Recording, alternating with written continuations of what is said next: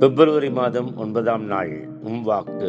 இயேசு தன்னிடம் வந்த நோயாளிகளையும் தேவையில் இருப்பவர்களையும் அவர் அரவணைத்து நலம் கொடுக்கிற நிகழ்ச்சியை நாம் இன்றைய நற்செய்தியிலே வாசிக்க கேட்கிறோம். தொட்டு குணப்படுத்துகிற அந்த அவரது மாபெரும் ஆசீர். நம்பிக்கையோடு கூட அவர் மேலுடையாக தொட வேண்டும் என்று சொல்லி யார் யாரெல்லாம் அவரை அண்டி வந்தார்களோ அவர்கள் நலம் பெற்றார்கள். இப்படி இயேசு ஆண்டவர் தான் தன்னுடைய மக்களோடு நெருங்கி அவர்கள் நலமோடு வாழ வேண்டும் என்று விரும்புகிறதை நாம் பார்க்கிற பொழுது இந்த நற்கருணையில தினம் தினம் அவரை நாம் பெறுகிறோம். அவர் நம்மை சந்திக்கிறார், தொடுகிறார், நமக்குள் உணவாக வருகிறார். அப்படி என்றால் எவ்வளவு நலம் பெற்றிருக்க வேண்டும். ஆன்மீக நலன், உடல் நலன். நம்பிக்கையோடு கூட மன்றாடுவோம், நம்பிக்கையோடு கூட அவரை நாம் சந்திப்போம், அவரை உண்போம். அந்த தொடுதலும் நம்மை அவர் தொடுவதும் ஆசிராக மாறுகிறது. இன்றைக்கு முதல் வாசகத்துல அரசர் முதல் புத்தகம், அதுல சாலமோன் கட்டிய அந்த